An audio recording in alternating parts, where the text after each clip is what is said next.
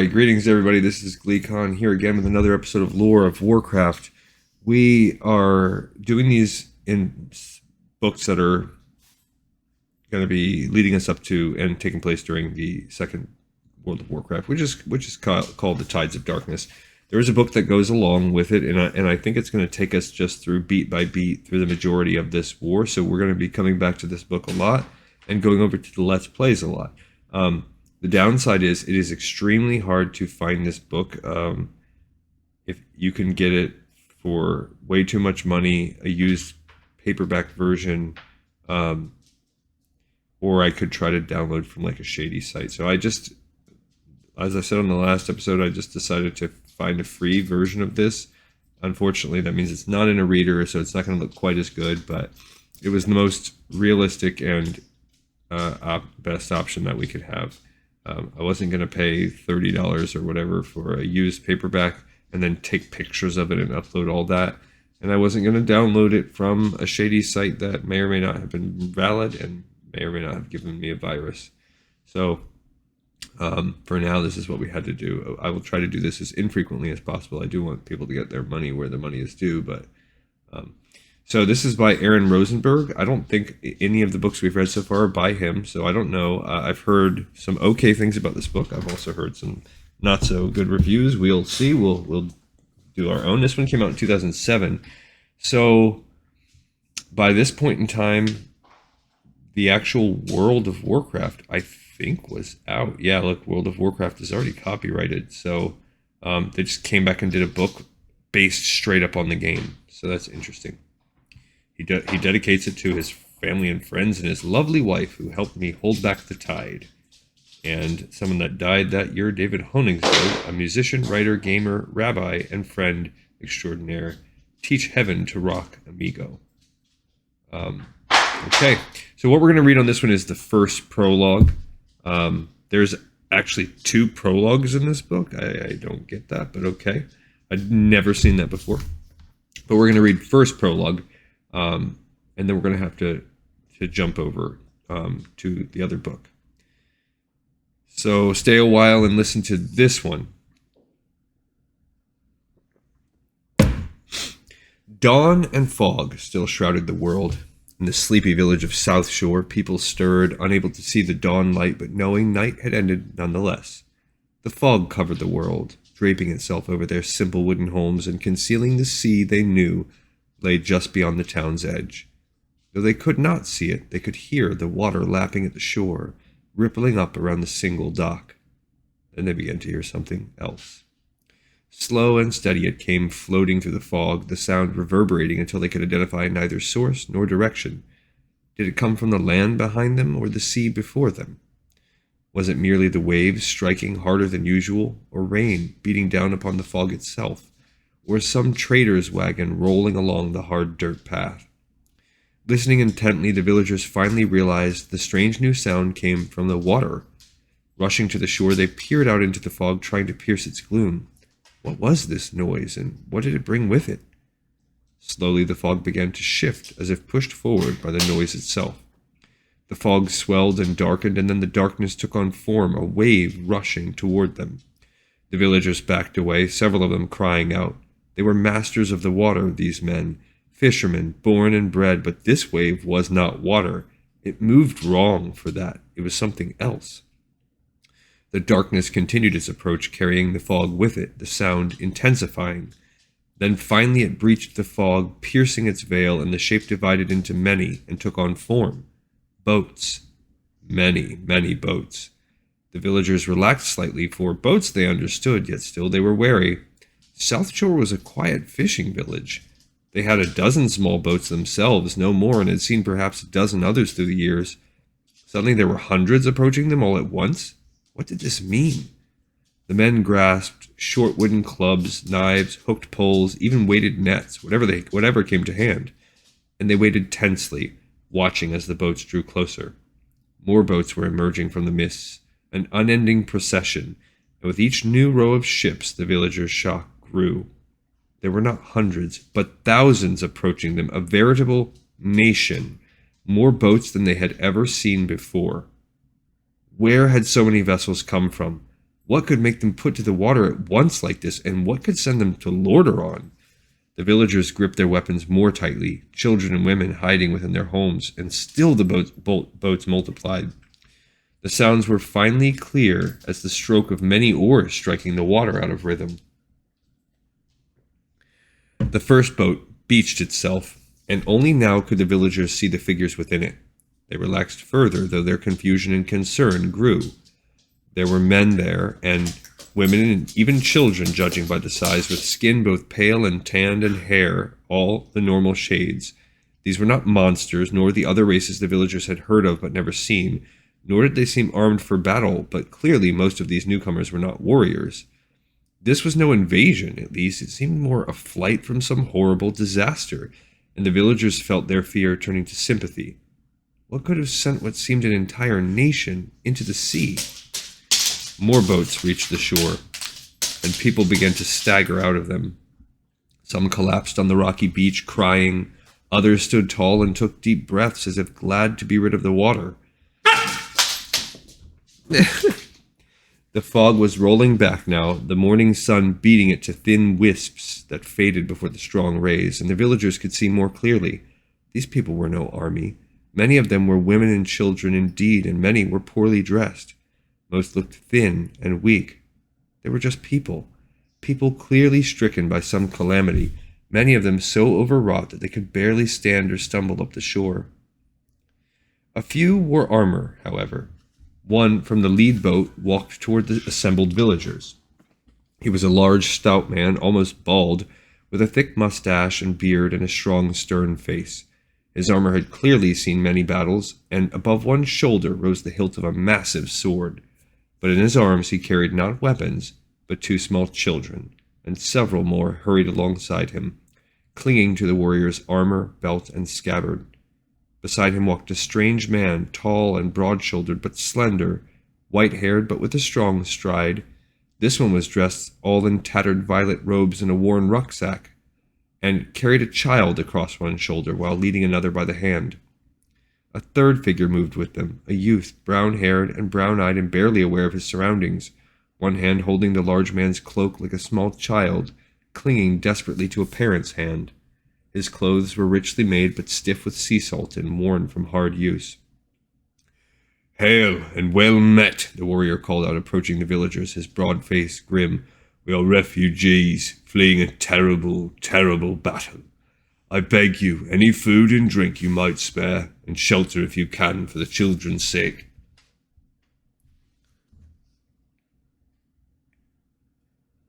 The villagers glanced at one another and then nodded, weapons lowering. They were not a wealthy village, but they were not poor either, and they would have to be far worse off to let children go unaided. Men came and took the children from the warrior and the violet-robed one, and led them to the church, their largest, sturdiest structure. Already the village women were stirring up pots of porridge and stew. Soon the refugees were camped in the church and around it, eating and drinking, sharing donated blankets and coats. The mood would have been festive if not for the sorrow evident in every newcomer's face.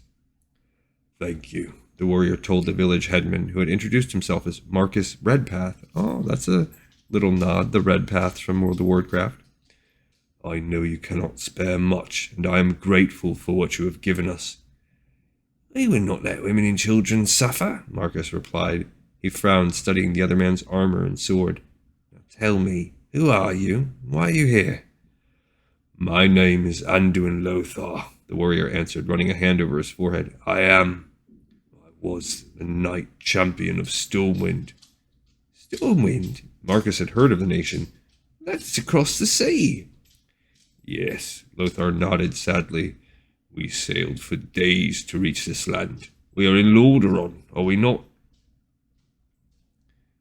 "We are," the violet-robed one commented, speaking for the first time. "I recognize the land, though not this village." His voice was surprisingly strong for one so old, though up close, only his hair and the lines on his face suggested advanced age. Otherwise, he seemed barely more than a youth. "This is South Shore," Marcus told them, eyeing the white-bearded young man warily. "You're from Dalaran?" he asked at last, trying to keep his tone neutral. "Aye," the stranger acknowledged. "And do not fear. I will be returning there as soon as my companions can travel." Marcus tried not to let his relief show. The wizards of Dalaran were powerful, and he had heard the king treated them as allies and advisors, but for himself, Marcus wanted no truck with magic or its wielders. We must not delay, Lothar was agreeing. I must speak with the king at once. We dare not give the horde time to move again. Marcus did not understand this comment, but he recognized the urgency in the stocky warrior's tone.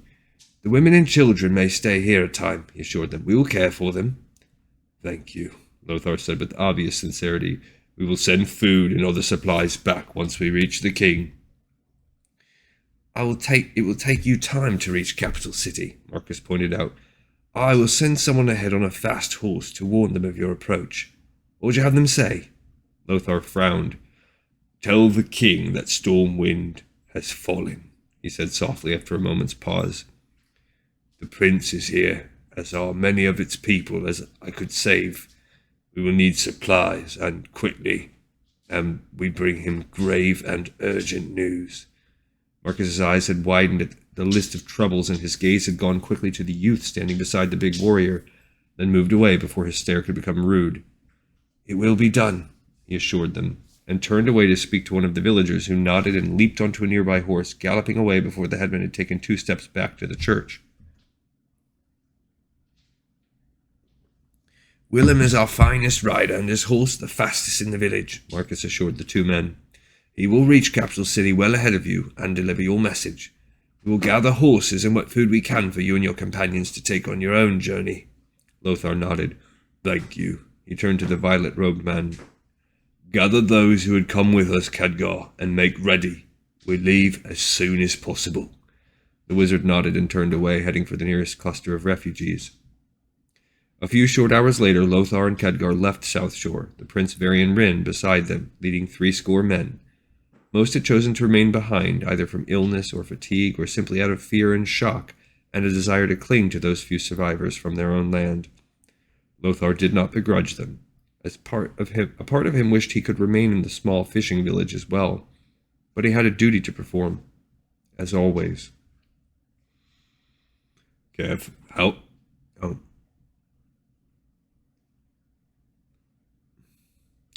far to Capital City? Asked Khadgar, riding beside him.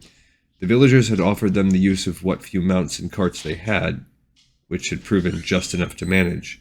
Lothar had hesitated about taking any more from the generous villagers, but had finally accepted, knowing it would speed their process immeasurably, and time was of the essence.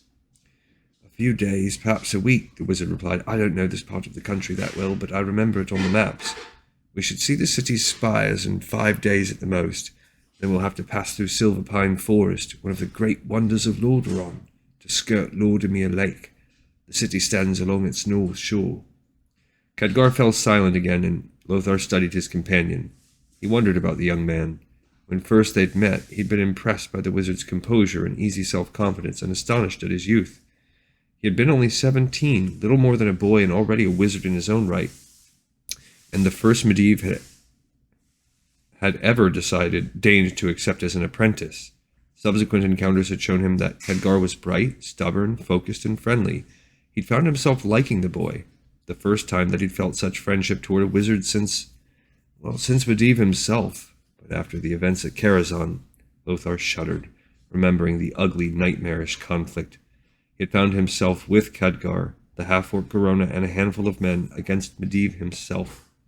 Khadgar had administered a lethal blow to his master out of necessity, but it had been Lothar who had removed his old friend's head, a head he had protected many times in their youth, back when he and Medivh and Lane had been friends and companions.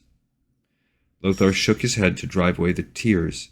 He had grieved many times on their long sea voyage, but still it felt as if the pain and rage and sorrow would overwhelm him. Lane, his best friend and companion, his king, Lane, was with the bright smile and laughing eyes and the quick wit. Lane, who had carried Stormwind into a golden age only to see it torn apart by the orcs, their hordes sweeping across the land and destroying everything in their path. And then to discover that Medivh had been responsible for it all, that his magic had aided the orcs in reaching this world and had given them access to Stormwind, and thus had led to not only the kingdom's destruction, but Lane's death. Lothar bit back a cry at the thought of all he had lost, all his people had lost. Then he hardened himself to it as he had done so many times during their journey. He could not let himself succumb to such emotion. His people needed him, and so did the people of this land, though they did not know it yet. And so did Khadgar. Lothar still did not understand everything that had happened in Karazhan that night. Perhaps he never would. But somehow, during the battle with Medivh, Khadgar had changed. His youth had been stripped away, his body aged unnaturally. Now he appeared an old man, far older than Lothar himself, though Khadgar was the younger of them by almost 4 decades, and he worried what else it had done to the young wizard. Khadgar, for his part, was too lost in his own thoughts to notice his companion's concerned gaze. The young old wizard's thoughts were turned inward, though they ran along the same lines as his companions. He was reliving the battle in Karazhan and experiencing again the horrible, wrenching sensation as Medivh drew from him his magic and his youth. The magic had returned. Indeed, in many ways it was far stronger now than before, but his youth was gone, torn from him long before its time. He was an old man now, at least in appearance. He still felt hale and hearty and had as much endurance and strength and agility as ever, but his face was lined, his eyes deep set, and his hair and fledgling beard a stark white. Though only 19, Khadgar knew he looked 3 times that and more. He looked like the man in his vision, the older version of himself he had seen in battle through the magic of Medivh's tower, the older man who would someday die beneath a strange red sun far from home. So that's good. They're drawing a lot upon the last guardian. Khadgar also studied the emotions within him, the ones that came from Medivh's death. The man had been evil incarnate, single-handedly responsible for loosing the horde upon the world. Yet it had not been the man, not truly, for Medivh had been subsumed by the titan Sargeras, who his mother had defeated millennia before. Sargeras had not died, only his body, and he had hidden away within Egwin's tomb, infesting her unborn son. Medivh had not been responsible for his own actions, and his dying words to Khadgar had revealed that the Magus had been fighting the evil within himself for years, perhaps all his life. Khadgar had even encountered a strange phantom version of his dead master shortly after burying the body, and that Medivh had claimed to be from the future and to be free of Sargeras' taint at last, thanks to Khadgar himself. So what should he feel, Khadgar wondered. Yeah, this is a direct sequel to that book. Should he be sad that his master had died? At times he had liked Medivh a great deal, and certainly the world had lost much when the Magus died. Should he be proud of the role he had played in freeing the man and driving Sargeras from this world again, perhaps for good? Should he be enraged at what Medivh had done, both to him and to others, or awed that one man could resist the influence of a titan for so long? We're almost done. He could not tell. Khadgar's mind was a whirl, as was his heart, and added to all the thoughts of Medivh were more, for he was home. At least he was back in his homeland, back in Lordaeron, and not in the way he had expected. When he had left to become Medivh's apprentice at the behest of his previous masters in Dalaran, Khadgar had not expected to return until he was a master mage himself. He had thought to fly back on a griffin, as Medivh had taught him, and land atop the Violet Citadel so that all his former teachers and fellows could marvel at his prowess. Instead, he was riding a plow horse beside Stormwind's former champion, leading a ragtag band of men to speak to the king about saving the world. Khadgar bit back a chuckle. Well, at least they would make a dramatic entrance, he thought. That was something his old teachers and friends would appreciate. "What will we do once we reach the city?" he asked Lothar, startling the aging warrior from some reverie. His companion recovered quickly, however, turning to study him with those disarming storm-blue eyes that showed the warrior's emotions plainly but hid the sharp mind within. "We will speak with the king," Lothar replied simply. He glanced at the youth riding silently beside them, and reached back to stroke the handle of his greatsword, its gems and gold gleaming in the afternoon sunlight. "Though Stormwind is lost, Varian is still her prince, and I am still her champion. I've only met King Teranis briefly, and many years ago, but perhaps he will recognize me. Certainly he will know Varian, and the messenger will make sure he is aware of our arrival. He will grant us an audience, and then we shall tell him what has happened and what must be done."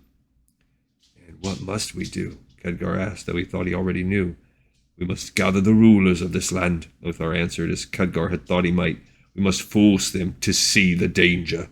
No nation can stand alone, not against the Horde. My own land tried and is gone because of it. We must not let that happen here. The people must unite and fight. His hands clenched on the horse's reins, and Khadgar could see again the powerful warrior who had led Stormwind's armies and kept its borders safe for so many years. Let us hope they listen, Khadgar said softly, for all our sakes. They will, Lothar assured him. They must. Neither of them said what both were thinking. They had seen the power of the Horde firsthand. If the nations did not unite, if their rulers refused to see the danger, they would fall, and the Horde would sweep across this land as it had across Stormwind, leaving nothing behind. Okay, so before we move on to the second prologue, there's a couple chronicles we need to do. I also want to flip over to another book, and we'll talk about why we're doing that in those episodes. For now, we've got a sort of prelude going on. They have fled. The humans have arrived there. The second game doesn't start, obviously, until the Horde follows suit, so we have a little bit more before Let's Plays resume. This episode's in the pipes, 5x5. Thank you so much for listening. I'll see you on the next episode of Lore of Warcraft. Oopsie, wrong button.